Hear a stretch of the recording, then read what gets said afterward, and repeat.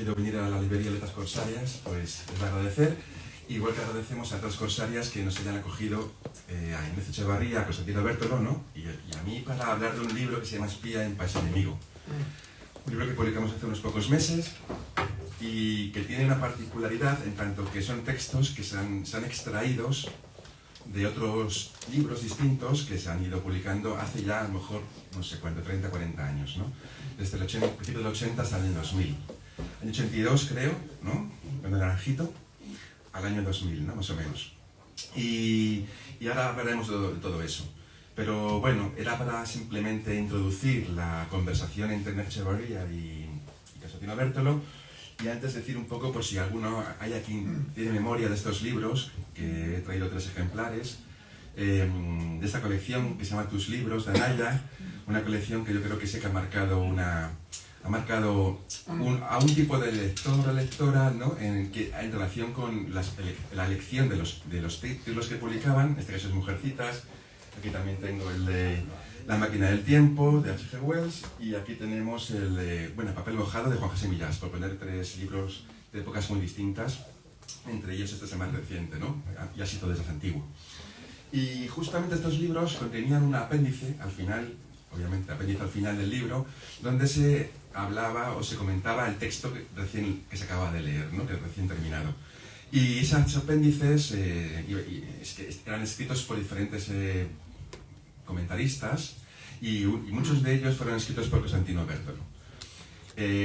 Yo no sabía eso porque a mí me pilló un poco esto joven, demasiado joven para leerlo. Desde los 80 pues yo tenía 10 años, 12 años y desde luego estaba haciendo cosas más interesantes que leer y este tipo de libros. Pero con el tiempo, ¿no? Con el tiempo, claro, pero a partir de 2000, estando en la Biblioteca Pública de Segovia, la editorial nuestra de Segovia, no sé, empecé como a leer estos libros y empecé a ver que varios de ellos contaban con la firma de Constantino Bértolo. Y me llamó mucha atención esa cadencia de apéndices, ¿no? Firmados por Constantino Bértolo. Y por eso entonces empezaba a leerlos con cierta con fricción y atención, pensando, a ver, ¿qué pasa aquí?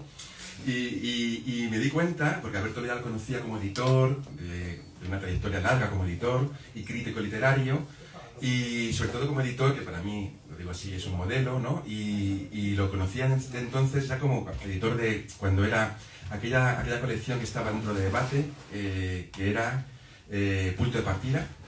Ya la conocía porque ahí empezaba a publicar a Origa, Marta Sanz, José Atero,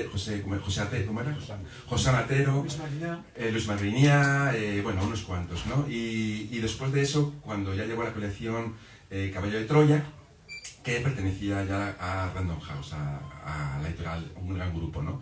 Y hacía una labor parecida de, digamos, publicar textos de autores desconocidos o inéditos en ese momento. Y en ese sentido, pues cuando vi sus firmas, dije, voy a leer esto. Y según fui leyendo los libros que están en la biblioteca, firmados por él, en el apéndice, o sea, sus apéndices respectivos, empecé a vislumbrar la posibilidad de que ahí a lo mejor había un libro. Nosotros somos muy lentos en esto de publicar y de decidir qué publicamos y no publicamos. Y según iba leyéndolo, pues me iba convenciendo de la posibilidad de que sí, de que eran publicables, de que se podían extraer y armar con ellos un libro que a la postre, a la larga, ha conformado este libro que se llama Espía en País Enemigo. Tengo que reconocer que en un principio pensé que iba a ser más breve, o sea, menos gordo, que es más o menos grueso. Pero claro, según lo fui acumulando, aquí hay como 22 textos. Y claro, son textos un poco amplios porque ahí se desarrolla toda una metodología que fue desarrollando apéndice tras apéndice, ¿no? Bueno, por eso el prólogo de este libro, Constantino lo tituló Apendicitis literaria, porque es un conjunto de apéndices y que ha ido engordando, que ha ido engrosando en un volumen. Y ahí vimos que en realidad había algo en construcción, porque estaban publicados cronológicamente, y que había algo en construcción en cuanto a hacerse una persona se hacía como a sí mismo un crítico. Digamos que aquí yo creo que Constantino aprendió a ser crítico y se encontró con su figura de crítico literario, ¿no? Ya entendió que aquí podía haber una escuela, ¿no? Una escuela para sí mismo y para los demás, usando una metodología que fue como perfeccionando, cambiando, variando hasta llegar al último texto, que creo que es como su culmen, ¿no? Creo que es una cosa que no se ha hecho todavía en este país, ¿no? Yo creo que no se ha vuelto a repetir, ¿no? Yo creo el apéndice a los favoritos de Midas de Jack London, ¿no? Yo creo que esa forma de entender el apéndice creo que ya se escapa de cualquier modelo que ha predominado en esta colección, ¿no? Y bueno, yo creo que nadie más ha vuelto a hacer parecido. Y por eso fue la razón que lo publicamos, ¿no? Que creemos que esto podía ser de nuevo una forma de recordar que hay una forma de leer, una manera de leer, ¿no? Que él, para Constantino, tiene que ver con el espía en paz enemigo, que es una frase que sale de un libro de Sherlock Holmes, que le dice al Dr. Watson, ¿no? Que somos espías en país enemigo, vamos a dejar de conversar y vamos a explorar lo que hay detrás de las cosas, ¿no? De lo que sé. Y en este caso vamos a explorar lo que hay detrás de los mecanismos literarios que mueven una novela, un libro de relatos y tal. Y bueno, dicho esta pequeña introducción, nos acompaña Constantino Ignacio Echevarría, y que es autor de varios libros, aparte de que es una persona que... No te hagas el remolón. Ha venido a hablar de su libro. Sí, pero yo he aprendido de este libro que hay que contextualizar. Y como hay que contextualizar, diré que es autor de libros como Trayecto, como Derivas, que son críticas, reseñas de libros que han leído tanto de literatura española, literatura iberoamericana, efectivamente, y en este caso aquí hay una recopilación de textos que se llama El nivel alcanzado, de textos de extranjeros y autores extranjeros, ¿no? Lo traigo a colación porque además luego será una pregunta en relación con algo que hay aquí dentro también y que es muy recomendable. Yo creo que son libros que pueden dialogar, no solamente por grosor, sino también por el contenido. Espía en país enemigo y El nivel alcanzado. Yo creo que pueden dialogar los dos. De hecho, voy a poner dos juntitos para que dialoguen un poco mientras hablamos nosotros. Y dicho lo cual, pues, no sé, dejo que conversen, yo tengo preguntas que haré después, pero dejo que conversen y bueno, a ver en qué deriva todo esto. Veremos en qué deriva esta conversación a partir de ahora. Gracias de nuevo a la librería y por venir aquí y empezamos. Gracias. Agradece al chico. Se agradece vuestra presencia. Tengo que decir que para mí Netas Corsarias es como... No sé, no me atrevo a decir que es mi casa literaria, pero en fin, o sea, esto de las presentaciones de los libros, tengo que decir, la presentación es un género absolutamente cuestionable, ¿no? Porque espero que no me insulte el presentador. Normalmente, lo que uno oye son elogios, ¿no? Tiene algo en ecológica, por lo menos en mi caso. Porque, es cuando se ponen a hablar bien de uno y dice, me debo estar a punto de morir. O sea, pero tengo que decir que la verdad es que venir a Letras Corsarias me parece un gusto, ¿no? Un gusto que siempre me ha caído bien, no sé, me parece un sitio acogedor y encima yo respeto a estos libreros, que tengo que decir que yo no respeto mucho a los libreros en general. O sea, esta idea de que los libreros de pronto son los mejores prescriptores de libros y tal, no sé de dónde viene esta fama. Debe ser que cuando pasan la mano por el lomo se impregna de valores literarios y tal. Pero bueno, o sea, pero es verdad que hablo con ellos y es que incluso leen, ¿no? Estábamos comentando antes que el trabajo de los editores, por ejemplo, consiste en organizar qué es lo que no hay que leer de todo lo que te llega, ¿no? Porque claro, te llegan manuscritos y manuscritos y dices, ¿cómo organizas qué es lo que hay que leer y qué es lo que no hay que leer? Y yo creo que un poco la crítica también es un poco lo mismo. Bueno, pues entonces, porque si nos damos cuenta, en realidad, lo que más hacemos los lectores es no leer, ¿no? O sea, a mí, por ejemplo, me deprime un poco cuando llego a una librería como esta, me asomo y digo, joder, todo esto no lo voy a leer. O sea, me parece terrible, ¿no? O sea, es terrible, sí, pero bueno, de eso estamos todos hechos. Bueno, agradezco muchísimo a ustedes estar aquí, y agradezco a... Tengo que decir que a mí, como editor, que hayan publicado este libro me parece una aventura económica, con perdón, me parece, no sé, que yo sepa no eres rico de familia, o sea, ni catalán, ¿no? Con lo cual... Por eso lo publico. ¿Y lo que me ha costado a mí? Sí, Ignacio, que se lo ha leído y tal, Dios mío, y tal. Bueno, tengo que estar agradecido, repito, que es una ocasión feliz estar aquí y charlar con Ignacio, pues me parece uno de estos lujos. Muchas veces evidentemente nos tratamos desde hace tiempo y charlamos de literatura, pero bueno, yo creo que pocas veces lo hacemos en un espacio en donde inevitablemente está uno obligado a hablar en voz alta y por lo tanto tiene una responsabilidad en diálogo que no tiene cuando uno habla en su casa no tiene ese componente de responsabilidad pública que tiene cualquier intervención, ¿no? En ese sentido. Muchas gracias. Buenas tardes. Advertir primero de todo que yo, como el mariachi, yo tenía un chorro de voz, pero vengo con bastante acatarrado. De hecho tenía miedo a llegar mudo aquí, porque llevo días con un problema de garganta, pero vengo muy contento porque concurren tres cosas. Una librería de la que vengo oyendo hablar desde hace años de un modo insistentemente maravilloso y laudatorio, tenía una curiosidad casi morbosa por conocerla. Letras Corsarias. Luego también porque por el llamado de un editor que me parece absolutamente ejemplar, y hoy que se habla tanto de las pequeñas editoriales, me parece que de las pocas pequeñas editoriales que cumplen el paradigma de aquello de lo que se habla supuestamente cuando se habla de las pequeñas editoriales, es La Uña Rota, que me parece un ejemplo de editorial alternativa, que no es como tantas pequeñas editoriales un aspirante a ser una gran editorial, sino una editorial que construye, digamos, un camino alternativo al de las grandes editoriales y persevera en él, además con antigüedad y veteranía. Y luego por Constantino Huértolo, que además de amigo es maestro, y con el que es verdad que vengo hablando muchísimos años, lo cual hace tiempo que me propongo solo presentar libros de los amigos o de libros que admiro, lo cual suele ser bastante coincidente porque mis amigos suelen escribir libros que admiro. Pero el problema de presentar los libros de los amigos es que uno ya habla con los amigos, entonces hablar en público tiene algo como de significación de una vieja conversación. Pero en este caso me interesa particularmente la conversación que vayamos a tener, porque creo que de lo que quiero hablar, si me deja Constantino, es de un asunto que no hemos hablado nunca. Constantino y yo hemos compartido desde niveles distintos los oficios de editor y de crítico.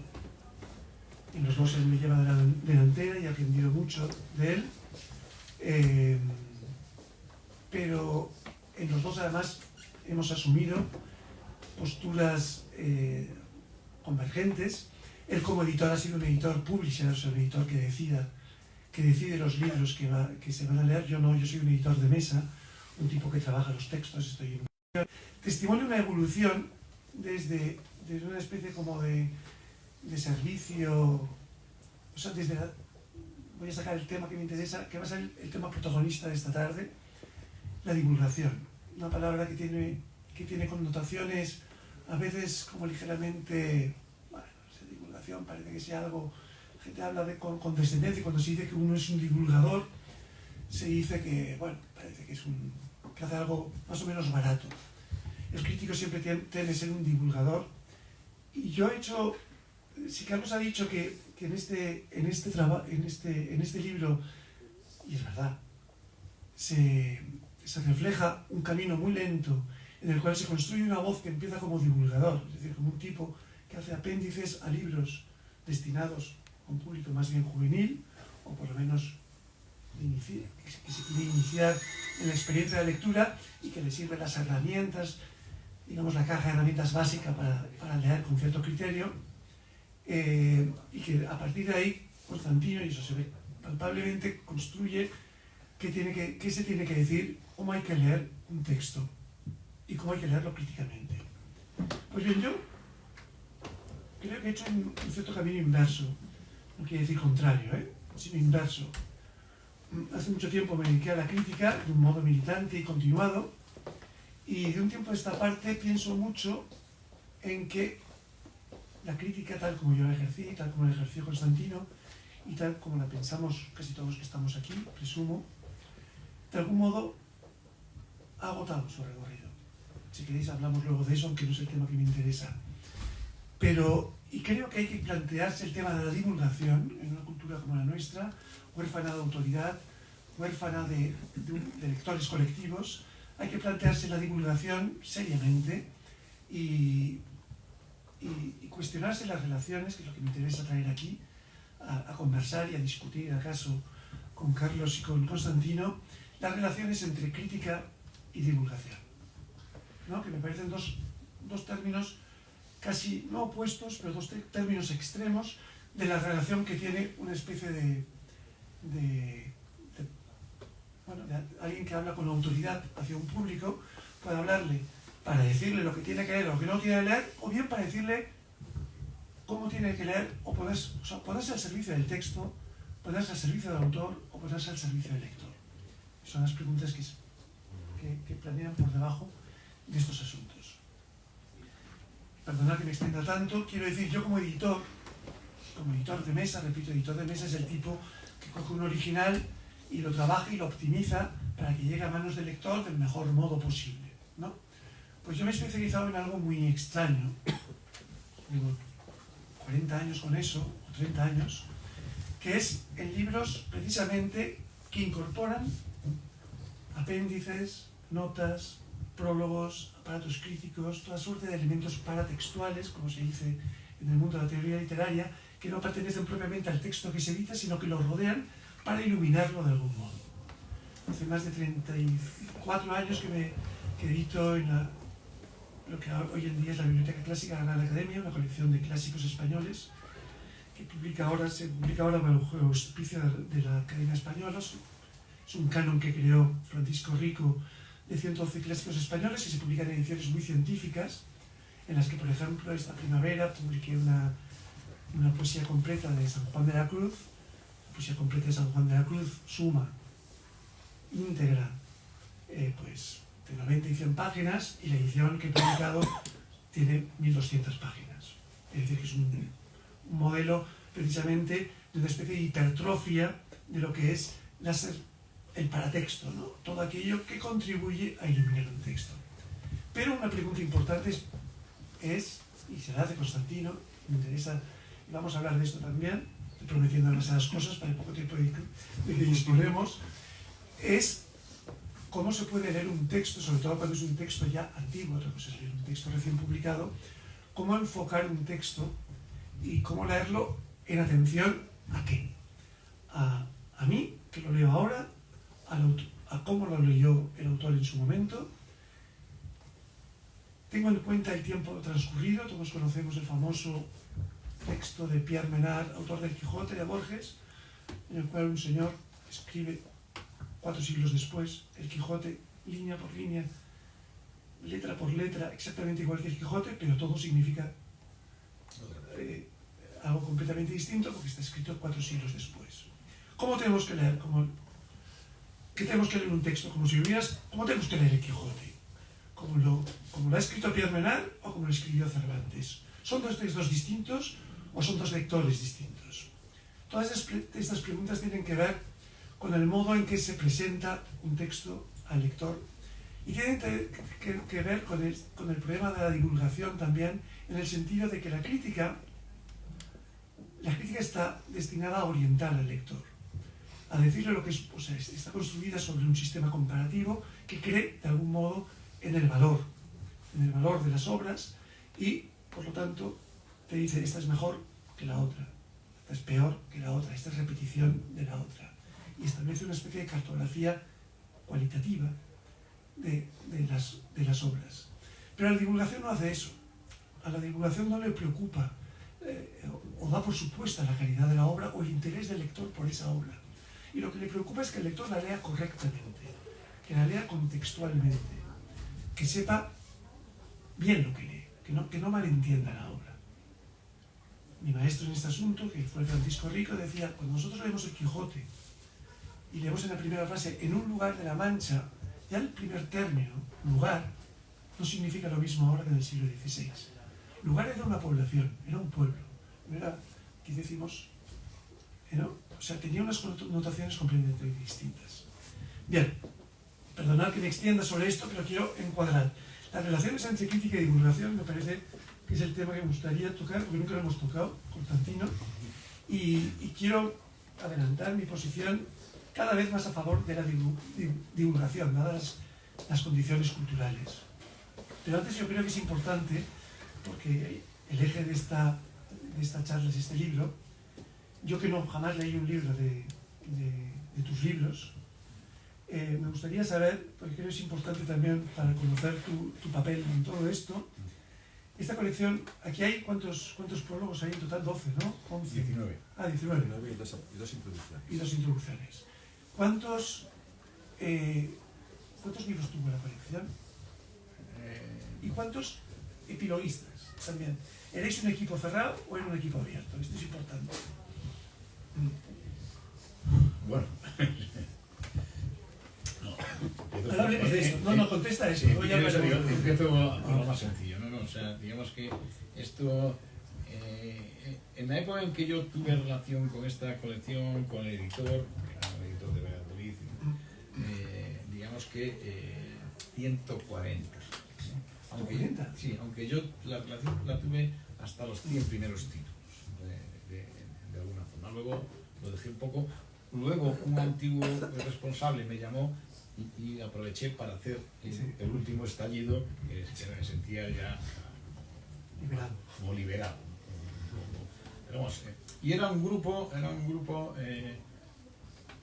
en teoría el coordinador de ese grupo era Juanjo Millas, que Juanjo y yo éramos compañeros de la facultad.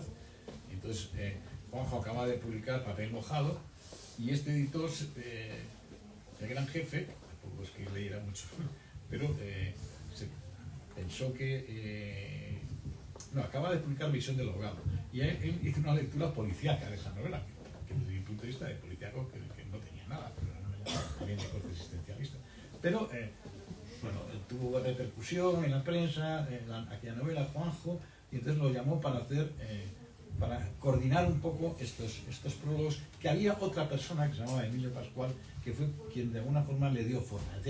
Decía, cada apéndice tiene que tener estas partes, y es fundamental, etcétera, etcétera. O sea, pero el grupo de coordinadores, bueno, entre Juanjo, tengo que decir que yo también participé en la elección, o sea, estaba Manuel Rodríguez Rivero, estaba María Bros, es decir, que éramos un grupo de amigos que veníamos de la facultad un poco todos, Chirves, aquí veníamos un poco, era un grupo generacional, por llamarlo de alguna forma, y también este otro, Emilio Pascual, también tenía su propio grupo de apendicitis, por decirlo de alguna forma, es decir, que sale de ese núcleo antiguo de la facultad, de los años, de la generación del 68 juvenil, y de este grupo que entre otros había un autor, no sé si que se llama Juan Tebas, había gente que estaba trabajando en esos campos, ¿no?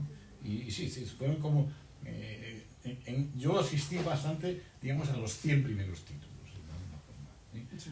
Y cómo se elegía digamos que al principio, pues un poco desde arriba decían tú vas a hacer esto y tal, pero con el tiempo uno podía elegir incluso proponer qué libros quería hacer el prólogo, de alguna forma en el contexto. Otra cuestión, la colección abarca del año, si no me equivoco, lo tengo aquí, del 82 al 99. Sí. A mí me parece muy significativa este arco temporal y es importante para lo que vamos a hablar.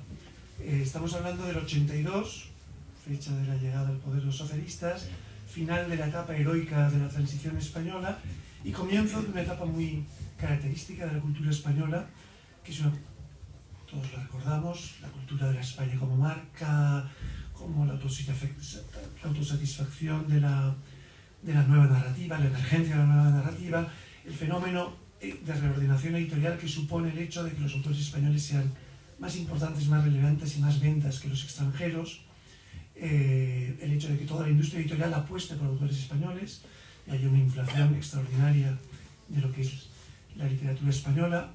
O sea, un momento muy narcisista de la cultura española que se prolongó hasta bien entrada a los 90. Es decir, que coincide el arco temporal de esta colección también con una etapa un poco aspiracional de la cultura española, muy distinta a la de ahora.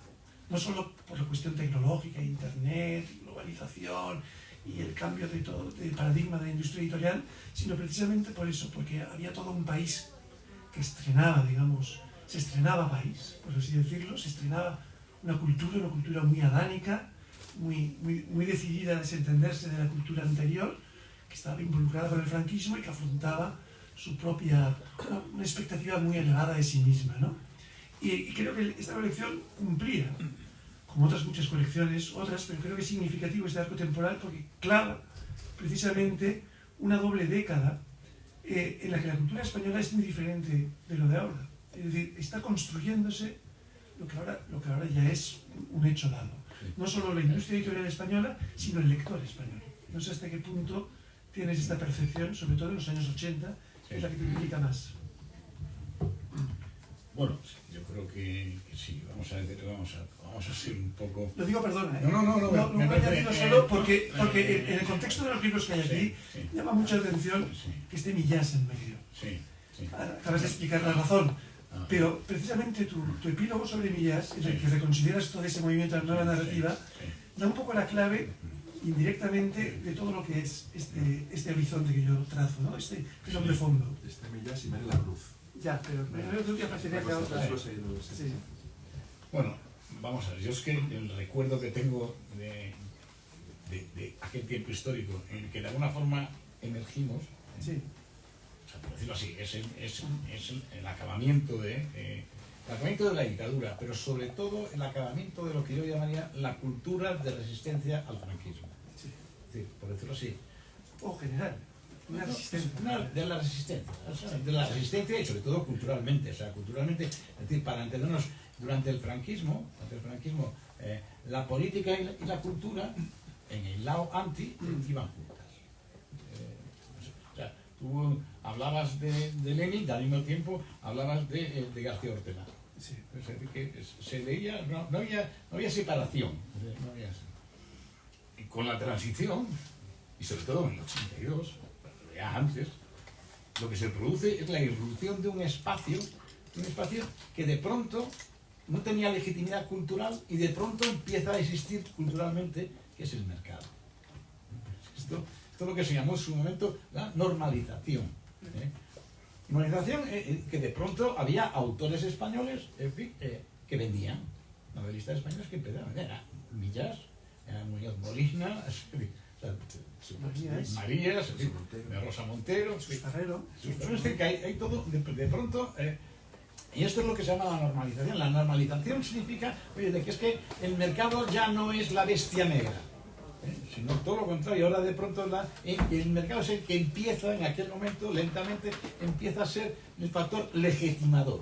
O sea, lo que hemos visto desde entonces aquí es que hoy en día la única instancia legitimadora es el mercado.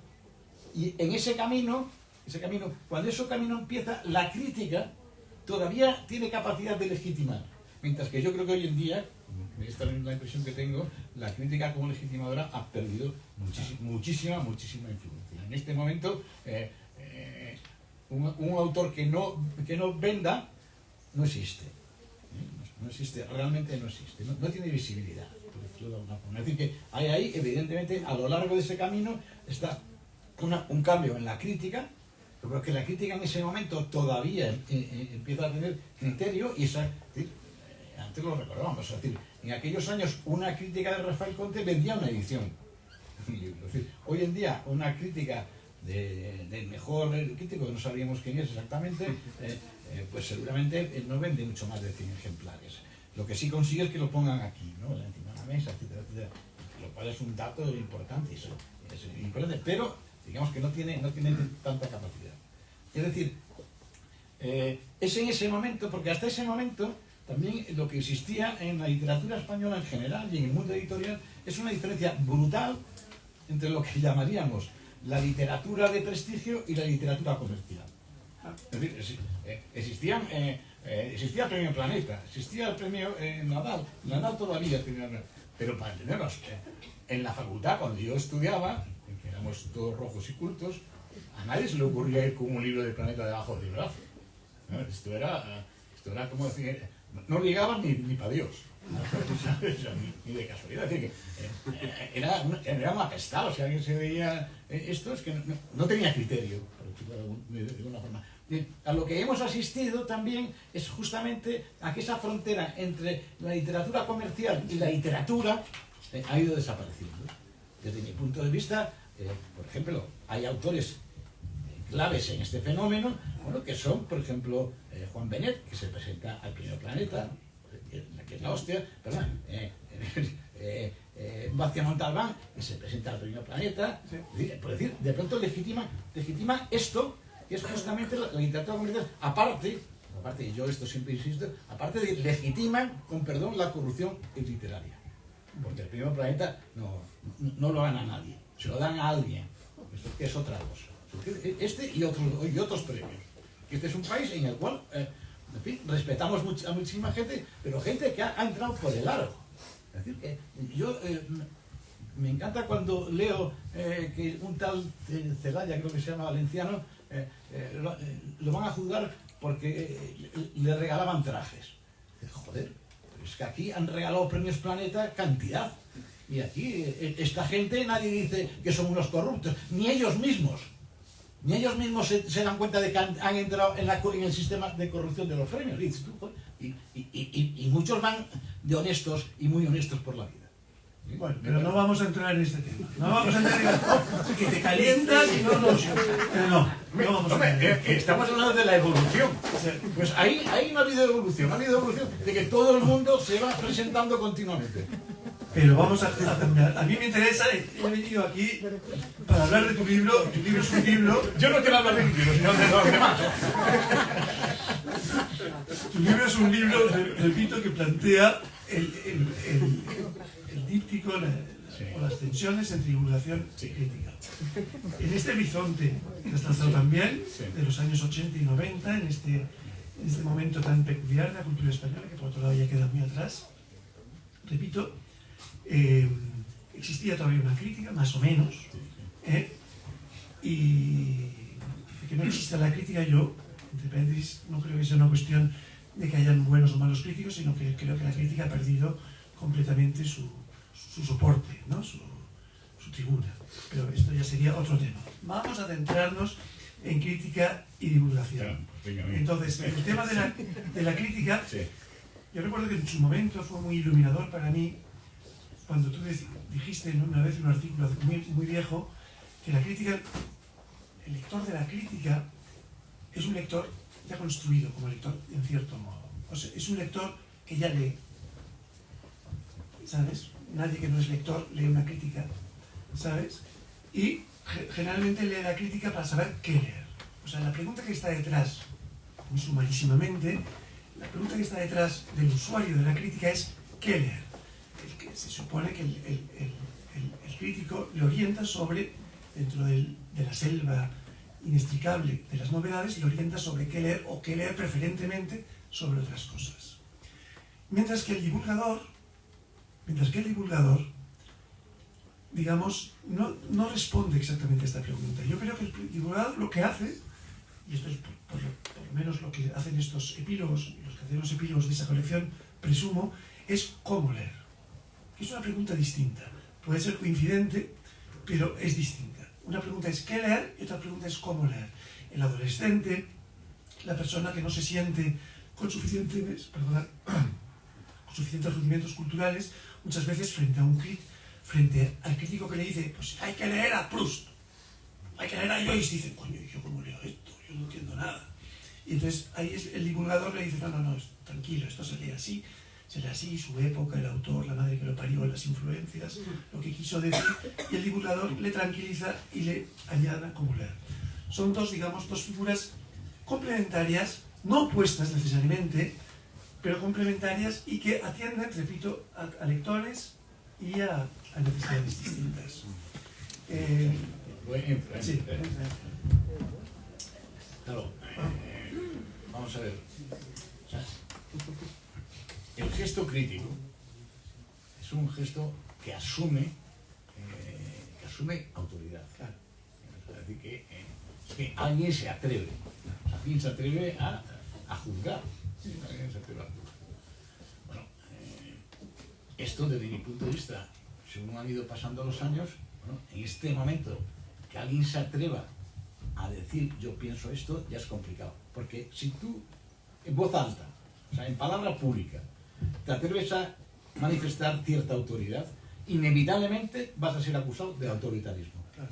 O sea, es decir, que la autoridad cultural y políticamente, por decirlo así, Y te diré que con razón. La pregunta de vosotros. claro, ahí es donde yo discrepo. O sea, decir que yo sigo pensando. Ayúdame, pero. Ahora, es verdad que es decir, el tipo de autoridad, o cómo ganarte esa autoridad, me parece distinto. Sí. Pero tengo que decir que es verdad, esto lo sabemos, cualquiera, como en este momento, cualquiera que utiliza la palabra pública, está inevitablemente basándose en un tipo de autoridad. Ahora mismo que estamos aquí hablando en público, nosotros, por el hecho de hablar en público, por el hecho de hablar en voz alta, estamos inevitablemente reclamando que se supone que estamos aquí no para perder el tiempo, sino porque tenemos algo que decir. Y, bueno, este movimiento de atreverse a tener algo que decir, hoy en día, es, desde mi punto de vista, cuesta muchísimo justificarlo. En la divulgación es otra cosa, porque en la divulgación la autoridad es anterior. O sea, la autoridad, es decir, que yo sí, para decir que Crimen y Castigo es una obra maestra, o sea, sería ridículo. O sea, porque eso ya está impuesto, ya está dicho. O sea, por lo tanto, es un gesto de autoridad, porque hablas en público, pero el nivel de autoridad que exige la divulgación no tiene nada que ver. Lo que es verdad, yo creo que de eso también hablo un poco, es que incluso en el área pedagógica, por ejemplo, hemos asistido todos los que tengan hijos desde los últimos años lo habrán visto. De pronto se cuestiona de por qué el Ministerio de Educación va a imponer una lista de lecturas obligatorias.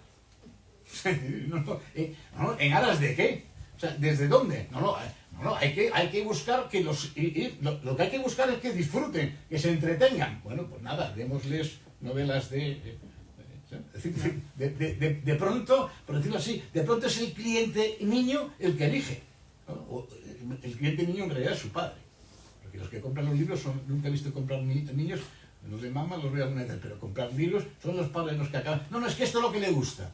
Y curiosamente, por decirlo así, la institución pedagógica ha renunciado a enseñar. Es decir, ha renunciado a enseñar, es decir, yo no les voy a enseñar que hay que leer Ana Karenina. No, porque no, a ver, o sea, ¿desde dónde te acusan, si lo dices, te acusan de quién eres tú para imponer tu criterio? Me parece que esto es lo que hace. Entonces, divulgar, sí, Ana Karenina, digamos, puedes explicarles a los niños, tal, o sea, sí, y hay que procurar, pero para entendernos, como pidiendo perdón, no pidiendo perdón, pero diciendo, no, esto yo no legitimo nada, yo divulgo. Claro. El término divulgación es un término que ya no se basa en la autoridad tuya, sino que se basa en una autoridad anterior. Por ejemplo, en el canon, la autoridad del canon. La autoridad del canon te permite divulgar. Y evidentemente, en esta colección que yo recuerde, fuera del canon había muy pocos libros. Sí, pero perdona que meta una cuña, pero digamos, la lista de los 19 títulos que hay aquí no es exactamente canónica. No. Hay 5 títulos canónicos y 14 que no lo son. Bueno, pero en el mundo de la literatura juvenil... Claro, entonces ya estamos en otro orden. Sí, ya no es el canon. Es la divulgación. Bueno, el canon... pero es la divulgación de un canon juvenil. Claro. Sí. Pero es un canon, también, o sea... Bueno, sí, es divulgación. Pero todos estos libros están refrendados de alguna forma. Pero a mí lo que me interesa, es difícil discutir cuando se está de acuerdo, pero son las discusiones más interesantes. No, pero a mí lo que me interesa precisamente en una sociedad o en una cultura en la que la educación ha perdido toda su ambición y yo diría que también toda su autoridad, y la crítica también ha perdido todo un fundamento de autoridad, la divulgación se convierte en algo relativamente importante. Déjame poner 2 anécdotas que me sirven. Yo cuando estaba en mi época más militante de crítico, recuerdo haber hablado un día con Juan Villoro, estoy hablando de los primeros 90, yo estaba haciendo mis críticas en Babelia con toda la convicción, y Villoro llevaba en aquel momento el suplemento cultural de La Jornada, suplemento en México. Y era un suplemento en el que tú leías el suplemento y había a lo mejor 2 reseñitas, pero sobre todo eran Borges, el mejor autor argentino, Follner, y entonces claro, él me decía, pues claro, Ignacio, tú estás haciendo crítica, esto va un poco en lo que decía, ¿no? Tú estás haciendo crítica, lo cual presume un cierto nivel alcanzado, pero yo estoy hablando de una cultura prácticamente iletrada, a las que les tengo que explicar prácticamente todo, ¿no? Entonces, mi función no es decirles que este señor es muy bueno o muy malo, sino decirles que lean, o sea, la literatura, lo que yo me topé como crítico también, ¿no? ¿Para qué hablar mal de libros cuando hay tantos libros por leer? La crítica como incentivo, ¿no? Hay que leer, o sea, como si la tarea del crítico fuera precisamente divulgar y contagiar la pasión de la lectura, que no es en absoluto eso.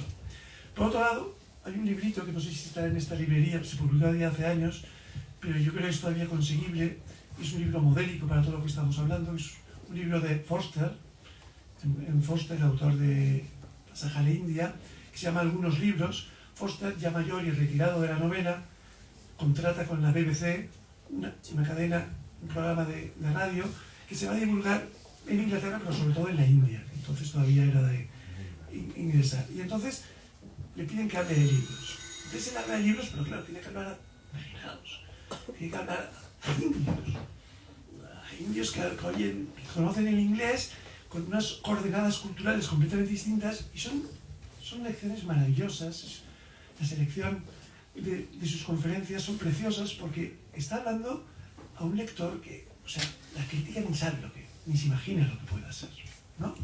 Entonces, yo estoy ahora dramatizando, obviamente, sabes que vengo del bando de la crítica y estamos de acuerdo en todo lo que digas de la crítica, pero en una cultura tan huérfana como la nuestra, en una cultura en la que toda jerarquía de valor, de importancia, en la que el mercado es la única instancia consagradora, la divulgación, creo que tendríamos que hacernos fuertes en lo que se llama en algunos ámbitos la alta divulgación, ¿no? Intentar eso, cómo leer ya, el qué leer ya. ¿Quién puede decir? Si no existe ni siquiera un lector, ¿a quién te diriges como lector hoy en día? Está tan fraccionado sobre todo los problemas de la crítica, está tan fraccionada la idea de lo que puede ser un lector, que a quién te diriges cuando haces una crítica, ¿no? Si no hablas en un nicho, en una revista nicho, ¿no? Entonces, yo creo que la divulgación, estoy aquí haciendo el papel de abogado del diablo, la divulgación cobra en el momento actual de esta cultura, cobra o sea, que tendríamos que ponernos casi todos como a favor de la divulgación, a prestigiarla y a convertirla casi como el único agarradero. Porque si realmente el qué leer ha dejado de importar, el cómo leer no deja de ser, al fin, la única manera que tenemos de salvar la lectura o nuestra forma de leer. No conocía yo este perfil optimista de Ignacio Echevarría. Sí. Pues mira. En Salamanca salió. ¿Y qué te dejo eso que Salamanca salió. Porque Salamanca nos da natura, ¿no? Bueno, o sea, para entendernos, o sea, la crítica, yo creo que los dos estamos de acuerdo. Sí. Es decir, que, digamos, la crítica se ha convertido en una especie de subagenda publicitaria. Sí. Y como publicidad sí que tiene repercusión. Claro. O sea, es decir, que tiene repercusión. Es decir, que los libros que aparecen en Babelia, en el Cultural de la ABC, etcétera, etcétera, digamos que no tienen a lo mejor una gran difusión como fue antes, porque no hay, porque es verdad que la crítica en general ha perdido autoridad, pero sí que son piezas de publicidad. O sea, es decir, yo recuerdo cuando trabajaba de editor, que saliera un libro, ¿no? Era importante, o bien para el autor, o bien para la familia, etcétera, etcétera. Es decir, claro, el problema, uno de los problemas es el que tú has insinuado un poco, es decir, sea crítica o sea divulgación, ¿para quién? ¿Para quién, no? O sea, y yo diría que incluso desde hace 5 años para aquí, ¿no? O sea, ¿para quién? O sea, ¿quién lee en este momento en este país? ¿Quién lee? Bueno, bien los escritores se leen. A lo mejor ni se leen entre ellos, pero leen en el campo literario, ¿no? Luego están los que yo digo, podría decir incluso, podría referenciar cada tipo de lector qué editorial busca. No lo voy a decir para no hacer propaganda.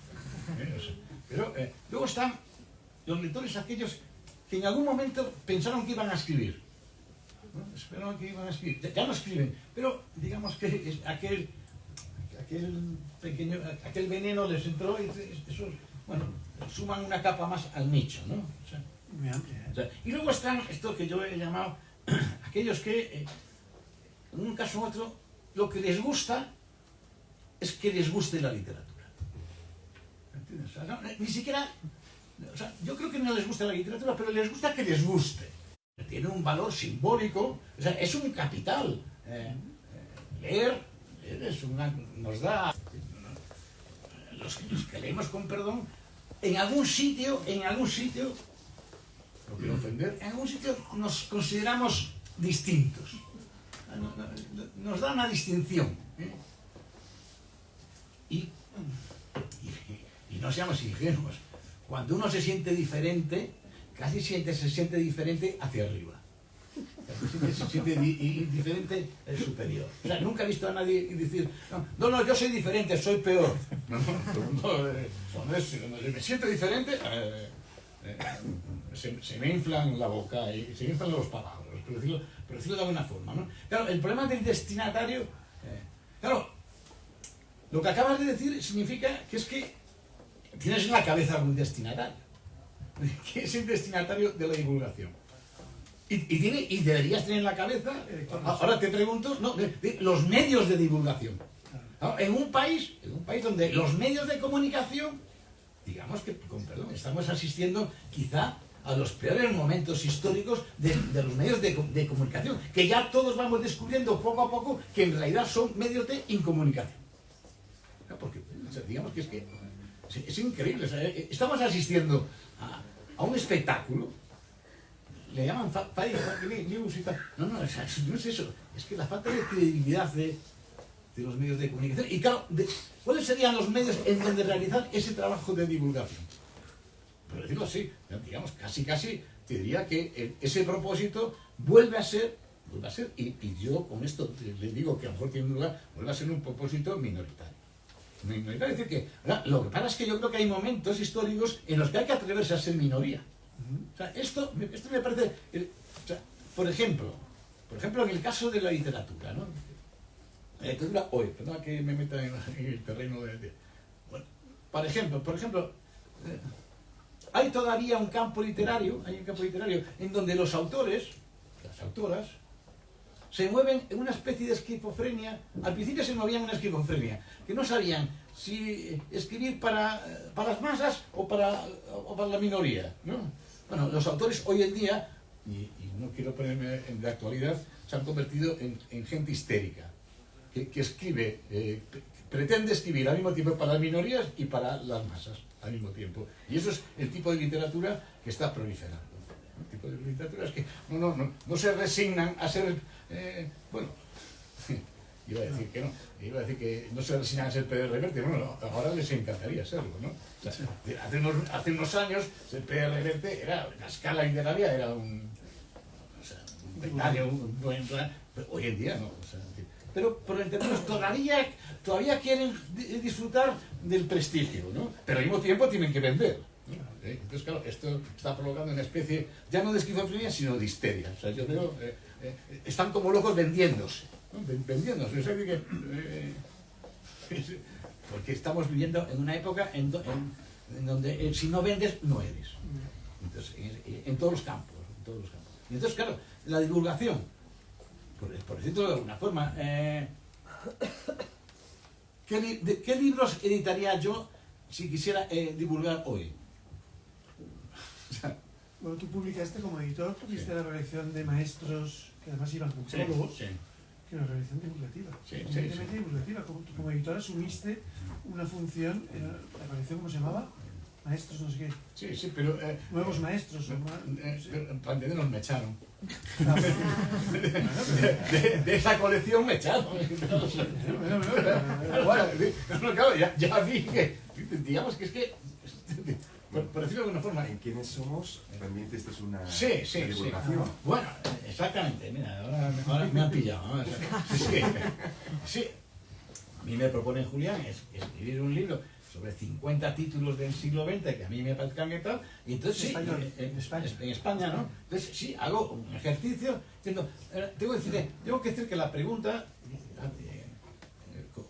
antes de que se muriera hablábamos bastante de este libro, claro, el tema era, oye, pero ¿quiénes crees que son los lectores a los que les puede interesar este libro? Porque yo tengo que decirte que escribí el libro pensando que iba a ser la ruina de, claro, que iba a ser la ruina de, no sé, de la editorial. No sé si fue tanta ruina como espero que no. Pero evidentemente, pero para entendernos, yo hice esa selección desde un criterio de divulgación atravesado, digo, esto no tengo ningún comentario, voy a decir, desde mi punto de vista, desde un propósito que yo llamaría político. Es decir, yo creo que aquí, en estos libros hay una lectura de España que yo creo que es bueno que exista. Punto. Es decir, había un criterio ni siquiera estrictamente literario, ¿no? Es que la divulgación no tiene por qué renunciar a una dimensión política, no es necesariamente política. Yo creo que las cosas se perfilan, por ejemplo, entre los 19 títulos de estos epílogos, ya hemos dicho, solo hay 2 españoles, los 2 contemporáneos. Los demás son, digamos, clásicos más o menos al uso, desde Gogol y Edgar Allan Poe, Sí. a H.G. Wells o Stoner.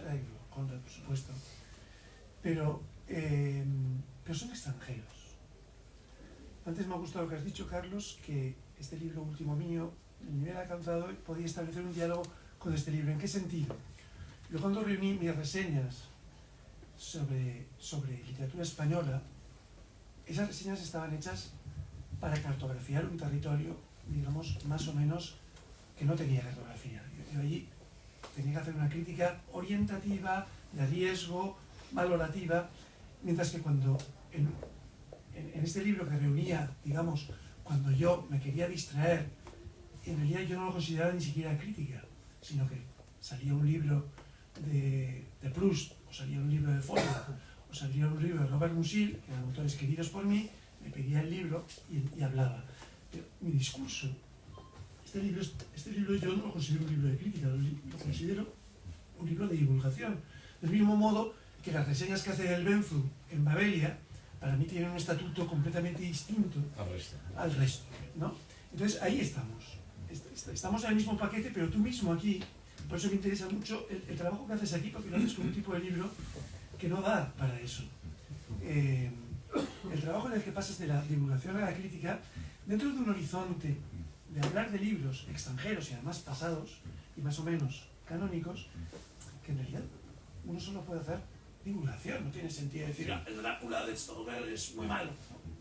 Da igual lo que digas de ese Drácula, o de Poe si no te gusta, ¿no? Entonces es importante valorar, porque la crítica todos la metemos en el mismo paquete, pero la crítica cumple muchas funciones y la dimensión divulgativa de la crítica siempre ha sido muy importante. Y en la medida en que la crítica carece de autoridad, de la autoridad que permite intervenir de un modo polémico en la construcción del mapa literario, la divulgación que no tiene ese factor polémico, porque no significa que no tenga ese factor político, creo que cobra un relieve particular. Se puede, hablando de Proust, o se puede, hablando de Faulkner, hacer una lectura política de sus autores, o sencillamente una lectura actualizada. Perdona, claro, es cierto, pero dale la vuelta también. Sí. O sea, la divulgación siempre tiene algo de crítica. Sí, claro. Esto es un poco la vuelta que intenté dar en el último apéndice. En el último apéndice yo lo que descubrí es que, claro, es que realmente el fenómeno literario donde se concreta es, por ejemplo, en que este texto se edita. Sí. Y el gesto de editar es tan bestial desde el punto de vista de la intervención sobre los discursos, claro, o sea, es que el libro no es algo neutro. El libro nace de una decisión. De una decisión que toma, desde mi punto de vista, básicamente lo toma el Capital, que es el que tiene dinero para editar, por lo menos antes de las plataformas. Yo soy Capital. Por supuesto que es un maltrecho, pero otra cosa es que no seas capitalista. Es decir, ahora estoy Capital. Y el Capital, tengo que decirte que precisamente el Capital no es tan simple como algunos camaradas míos se creen. La capital evidentemente busca beneficio, pero el beneficio no siempre es del mismo tipo. No es del mismo tipo. Es decir, entre otras cosas, Bourdieu nos enseñó que hay una cosa que se llama el capital simbólico. ¿Sí? Y este es un tipo de capital que también existe en el capital, pero o sea, digamos que simplificar al empresario siempre me ha parecido una forma burda de practicar lo que yo llamaría el marxismo, ¿no? Poder, lo complejo que es un empresario y todo lo que le pasa por la cabeza, no solo la cuenta de resultados, para entenderlos, que es la simplificación que muchas veces se ha hecho mal leído del capital o del capitalismo. Pero, sí, pero para entenderlo, bueno, ahí está. Entonces, bueno, me parece que en la divulgación, el propio hecho de existir estos libros, bueno, hay una divulgación, pero como hay una selección, claro, y en una selección hay algo terrible, que es el fenómeno de la metonimia. O sea, la parte producto. Joder, esto es bestial. O sea, ¿por qué este libro y este libro no? La crítica hace crítica aún sin querer. Sí, claro. Es verdad que en la realidad, esto nosotros lo hemos practicado, en realidad nosotros no somos los críticos, nosotros somos los empleados de la crítica, porque quien hace crítica era el medio de comunicación.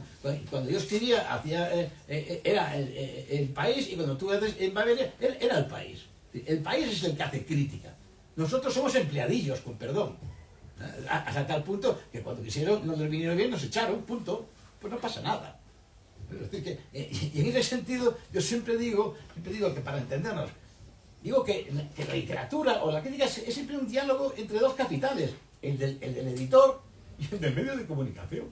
Porque sin medio de comunicación no hay crítica. Y no sé, y esta es la pregunta, vuelvo a la pregunta, no sé, me gustaría ver cuál sería el espacio de una divulgación que no estuviera, que consiguiera librarse de lo que hoy llamamos el poder de los medios de comunicación.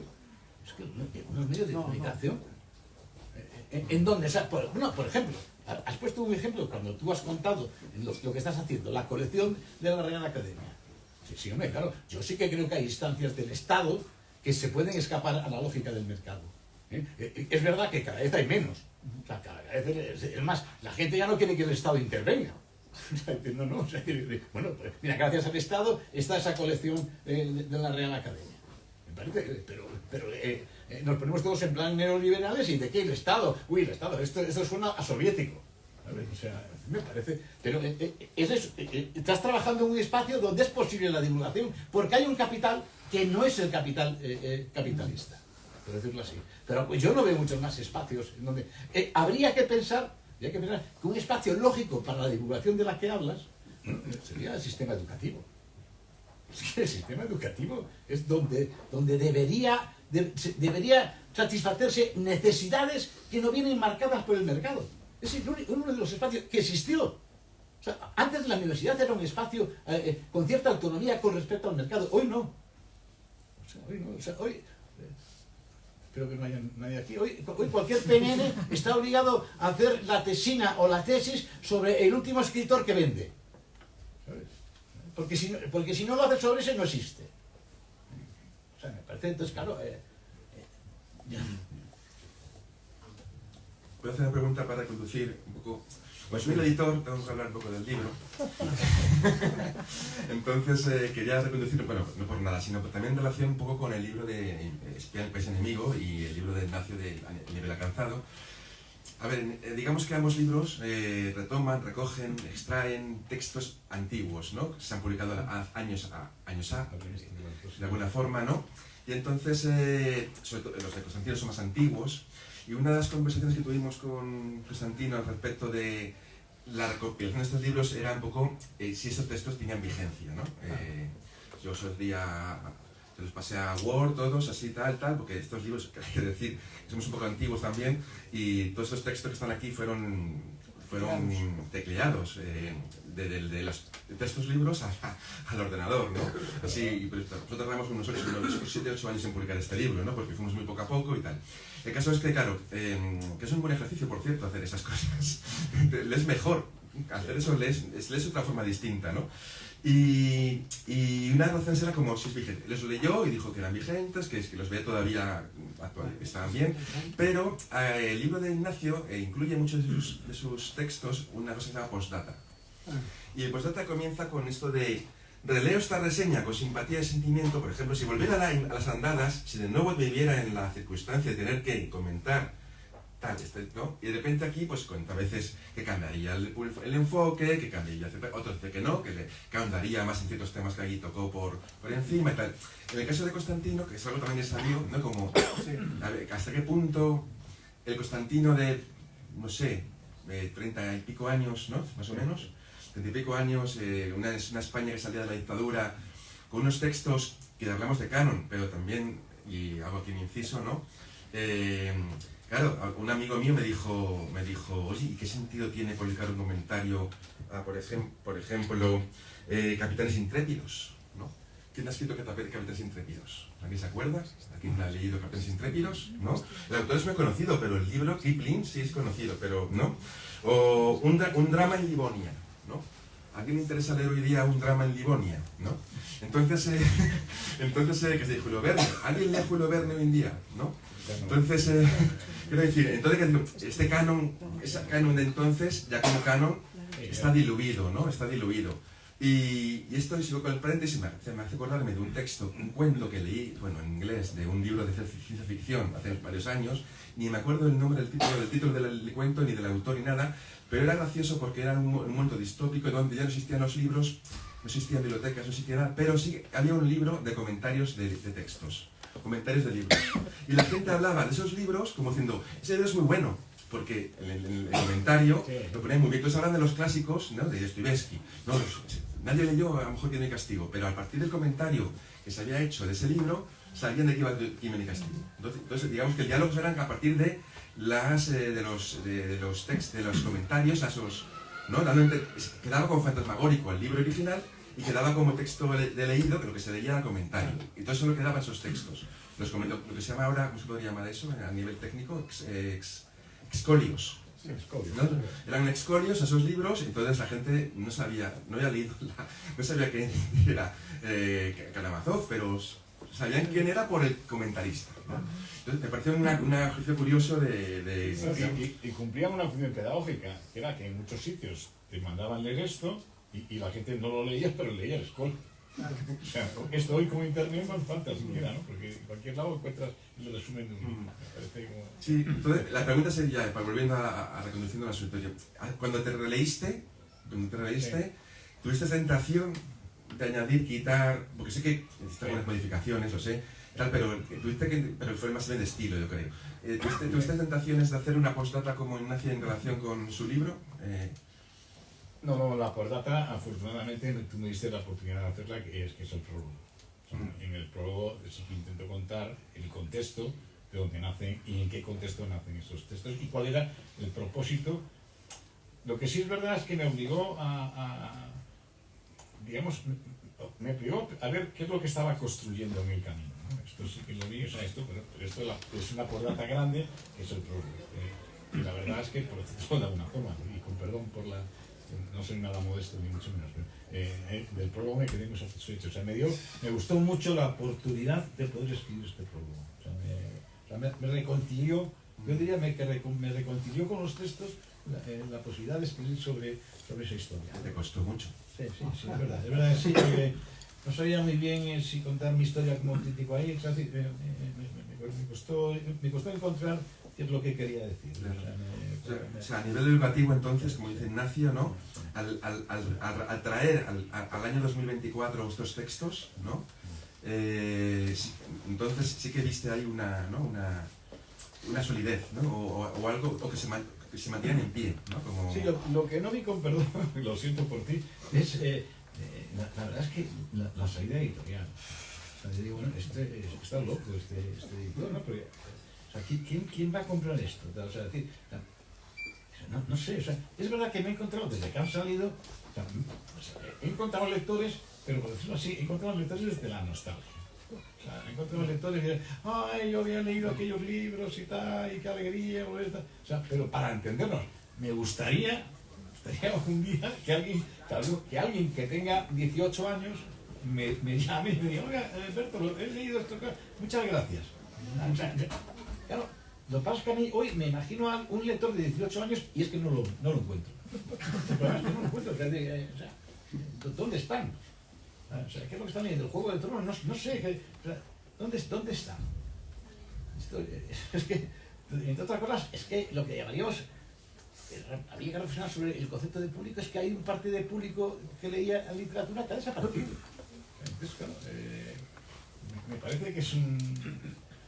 Quiero introducir también un pequeño matiz, marxista, ¿no? Tengamos en cuenta, espero que no me llamen marxista vulgar, aunque lo soy. Claro, en parte de la selección de estos títulos está el hecho de no pagar derechos. No sé si me entiendes, claro. La ventaja de los clásicos es que estaban libres de derechos. Menos Millás. Menos Millás y Mario Lacruz. Y había otro, un tío, no sé, pero más, que no leí. O sea, pero para entendernos, claro que formaba parte del proyecto, del gran proyecto editorial, que fueran libros, y en algunos casos que estuviera libre incluso la traducción. O sea, digamos que es un componente de que casi todo el mundo se cree que estos datos no forman parte de la historia de la literatura, y claro, son datos literarios, de que el hecho de estar libre de derechos pues, permitía elegir a Verne. Es verdad que, por ejemplo, yo creo que Verne ya es un autor que ya nadie lee, ¿no? Lo que pasa es que, claro, como han pasado tantos años, claro, yo ya veo autores que todavía hoy existen, que yo tengo la impresión de que ya nadie lee, ¿no? O sea, porque ya sabemos lo que van a escribir, ¿no? O sea, entonces, bueno, me parece que es verdad que ahí está un fondo. Ahora, ¿desde qué nivel de curiosidad se puede llegar a este libro? Esto, tú tendrás que tener una respuesta, que es decir, que los has editado. O sea, decir, ahora, yo no consigo ver desde qué nivel de curiosidad, salvo la nostalgia, ¿no? Alguien va a decir, o sea, a mí no se me ocurre, no voy a decir así, no se me ocurre, tengo una hija de 20 años, dejárselo. Si lo dejo me matas. Es decir, bueno, no es que me mate, me dirán, papá, ¿y esto? No estoy de acuerdo. ¿No? Yo creo que el destino de este libro es... Tu nieta. El destino de un lector que puede tener 50 años, Sí. Y que busca leer con compañía. Joder, no sé. Claro. Este estará viendo una serie. Yo puedo aquí introducir un término porque esa apelación que me dices. A ver, cuando una editorial publica libros hay muchas razones, hay varias razones, distintas razones, ¿no? Sabes qué libros, antes dijisteis, yo sé que libros no van a vender, ¿no? Hay una cosa que dijiste, yo publico libros, no sé los que venderán, pero sé los que no van a vender, ¿no? Decías, como editor, ¿no? Yo aquí hay un concepto que a veces lo tengo como editor, que es publicar un libro a fondo perdido. Yo se podría llamar así, ¿no? Como a fondo perdido. Es como, y además como el fondo, forma parte del mundo editorial, ¿no? El fondo, ese fondo que tienen las editoriales, las librerías, unas pocas, cada vez menos, pero que las tienen, ¿no? Esto como a fondo perdido, ¿no? O sea, a fondo y perdido, como ahí. Y de alguna forma es como ese libro, y hay un concepto que dijo, que leí hablando de Cervantes a Juan Carlos Rodríguez, que decía que Cervantes escribía, ¿no? Y era como mandar cartas, ¿no? Y haces el cartero conseguía llamar a la puerta adecuada, ¿no? Y que esa carta llegara, ¿no? Habla así. Y le pasa a Cervantes con las nuevas ejemplares, con de repente cosas que no pensaba y de repente llega a la puerta adecuada y ahí lo... En este caso, yo pienso un poco parecido. Es decir, en este caso, este libro es una carta enviada, ¿no? Y que un día llamarán a la puerta y no sabemos a quién. Pero ni siquiera hablamos de ahora. Si podemos hablar de ese cuento que me leí de ciencia ficción, ¿no? Sí. ¿Quién sabe si es el único libro que queda en la Tierra dentro de 100 años? Y todo el mundo habla de Keeping, de Capitán Singleton, como esa gran novela que todo el mundo leía, ¿no? En el siglo XX. No sé, esto es una broma, se puta. Pero me refiero, es como son libros que ahí están, ¿no? Y al otro día me llamó un profesor que decía en Segovia que iba a utilizar el libro como metodología para enseñar a sus, para sus alumnos, alumnas, a su alumnado, digamos, metodología como invitarlos, porque aquí todo ahora se invita, invitarlos a ampliarlo, ¿no? Como lectora, como, no a lo mejor de los textos que aquí y aquí, que algunos tal, sino de libros que se tienen que leer ahora, ¿no? Entonces, usa esa estructura de época, de biografía, tal. Y algo que hablé con él, con este profesor, y con esto ya termino lo que tengo que decir, que es que dice, joder, es que aquí lo importante de aquí es que como las biografías de cada autor, que se repite, como Stephen H.G. Wells, son todas distintas. Imaginaos ahora hacer 3 comentarios de textos del mismo autor de 3 libros distintos. Imagino que el copia sería copia-pega, la biografía sería copia-pega, ¿no? Copio y pego, porque luego voy a hablar del libro.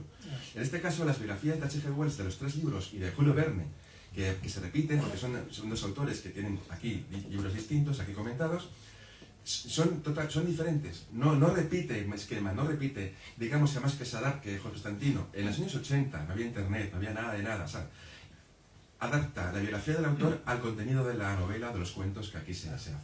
¿Qué dices? A lo mejor H.G. Wells habla de uno de esos libros que podría ser, por ejemplo, pongamos La máquina del tiempo, ¿no? Pues entonces lo asociaba un poco a la ciencia ficción, ¿no? Y el tema de las nuevas tecnologías que había en esa época, que estaban en ese momento, y asociaba el gusto del autor por cómo se nutrió de las nuevas tecnologías que en ese momento, en esa época, estaban. Y digamos que adaptaba el contenido a la biografía. Y eso me parece un hallazgo, ¿no? Leer una biografía en relación con el libro que ha escrito, no en relación en sí misma con su vida, sino una vida asociada a la novela que ha escrito. Me parece un hallazgo. Y leyendo otros libros de esta colección, la única vez que yo he visto que hay una metodología que se ha ido en construcción ha sido con Constantino Bertolo. No, con los demás no he visto hallazgos, cada uno escribía pues según le venía en gana. O sea, era como, yo hago así las cosas, comento así las cosas. Pero en él he visto una búsqueda, y eso está en el libro. Por tanto, es casi lo de menos lo que documente. Lo demás es cómo lo comenta. Y eso es lo que tengo que hacer para defender este libro. Voy a quitarme mérito, se lo voy a dar al Estado. Tengo que contarles. Sí, cuéntaselo. Tengo que contarles que muchos de estos apéndices. Se los inventaron. Bueno, eso por supuesto. Que consta que hay alguna cita inventada, de vez en cuando. No, yo hubo una época en que disfruté de trabajar al servicio de la administración. Empecé a trabajar en temas de medio ambiente, de urbanismo, bueno, había estudiado sociología, tenía intereses en ese campo, etcétera. Bueno, entonces descubrí, de pronto yo iba al ministerio, de pronto llegó a un despacho donde hay 3 mesas, estoy trabajando con otros 2 y tal, sí. Voy a donde el jefe, bueno, ya le daremos algo. Para hacer. Años 80, ¿qué decir? 80, sí. Bueno, llega al 82, llega la socialdemócrata, la democracia también me ayudó mucho, ¿no? Entonces, claro, veo que de la mesa de al lado es un ingeniero agrónomo que recibe clientes allí. Está recibiendo clientes y tal, no sé. No sé, quiero que me haga un estudio de la finca que tengo, bueno, tal.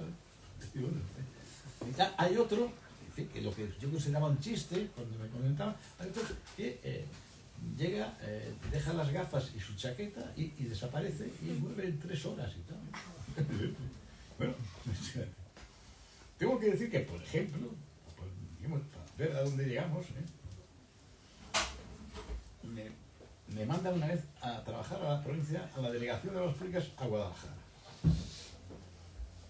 ¿Se acuerdan que está el corredor de Lenares, con todas las fábricas, la contaminación que hay por allí, ¿no? Yo hago un estudio para ver qué tipo de trabajo, se lo presento a mi jefe, ¿no? Me mira así, lo mira y dice, Constantino, en Guadalajara no hay ningún problema de medio ambiente. Yo estoy ahí para trabajar en temas de medio ambiente. Aquí no hay ningún problema de medio ambiente. Es más, hay un coche a su disposición por si quiere ver las comarcas, los paisajes. O sea, es decir, perdón, la cantidad de tiempo libre que gané gracias al Estado, no lo quiero ni contar. Es decir, que parte de esa dedicación es que llegaba allí y bueno, al final decidí y me llevaba mis libros de consulta y tengo que decir que seguramente los 10 primeros pues casi se los debo al Estado. Bueno, yo siempre digo que fui subvencionado a Bangladesh.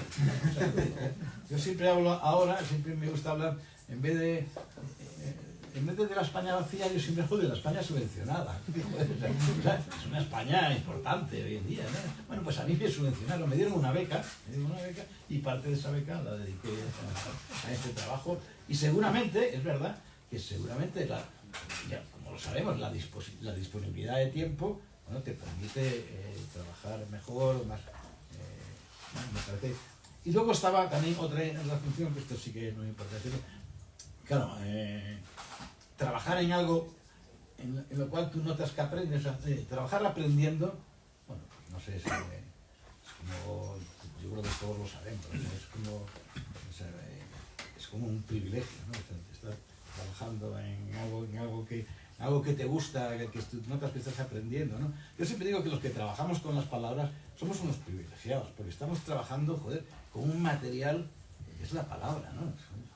Que es como donde se construyen, no digo las vidas, pero en fin, el relato de las vidas, etc. Entonces, me parece que esto para mí es como el recuerdo de que tuve la suerte de que pude trabajar con esto, ¿no? Entonces, y depende de una cosa tan tonta como es el azar, de con quién estudiaste en la facultad. ¿No? El azar en las vidas, ¿no? Lo que había que divulgar. Oye, joder, hay gente que se cree que se ha hecho a sí misma, ¿no? Y dice, joder, Dios mío, tal. Bueno, si no fuera por el azar, ¿qué sería de nuestras vidas, ¿no?